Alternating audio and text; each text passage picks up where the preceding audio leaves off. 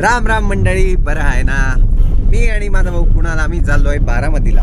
बारामतीला का? बारामतीला भरले आहे भारतातील अग्रगण्य कृषक असे प्रदर्शन. बारामतीला जाताना रस्त्यात भूक लागली म्हणून नेवासा फाट्याजवळ थांबून मिसळ थाळीचा आस्वाद घेतला. दही, गुलाबजामुन, सुकी मटकी, फरसाण, मिसळ, कांदा, लिंबू, पाव सोबत पापड आणि छोटी बादली भरून मस्त तरी सोबत दिलेली होती.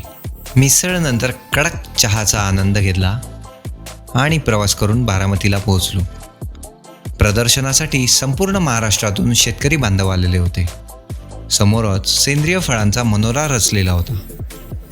वातावरणात थोडी उष्णता जाणवत होती म्हणून शाळेतले सगळे मुलं पॉलीहाऊसच्या समोरच्या फॅनमध्ये बसून हवा खात होते. एक ट्रॅक्टर स्लो मोशनमध्ये पाणी फेकून इंद्रधनुष बनवत होता. लाल कोबी, स्विस चार्ड, गाजर असे एक्झॉटिक व्हेजिटेबल हायड्रोपोनिक पद्धतीने मांडलेले होते.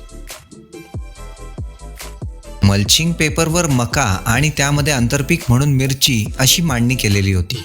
मल्चिंग पेपरवर कपाशीही घेता येते बरं. 15 नाही 16 नाही तब्बल 21 फुटापर्यंत ऊस होता. त्या ऊसाला बघून ऊसाचा रस पिण्याची इच्छा झाली. नाश्ता करताना चांदवड जवळील शेतकरी भेटले. त्यांच्यासोबत बसून चर्चा केली. मत्स्यपालन, खेकडा पालन याची माहिती घेतली. फ्रान्सचा ब्रँड फ्रँको इंडियाच्या स्टॉललाही भेट दिली. एक अजब वळूला बघण्यासाठी खूप लोकांनी गर्दी केली होती. वेगवेगळ्या प्रकारच्या बकरी, गाई, म्हैस, बैल, कोंबड्या असे सर्व प्राणी आलेले होते. शेवटच्या स्टॉलला पण खूप गर्दी जमलेली होती. रिमोटने चालणारे गवत कापणीचे यंत्र होते. तुम्ही आत्तापर्यंत कोणते कृषी प्रदर्शन बघितले कमेंटमध्ये नक्की मला सांगा. भेटूया पुढच्या ब्लॉगमध्ये.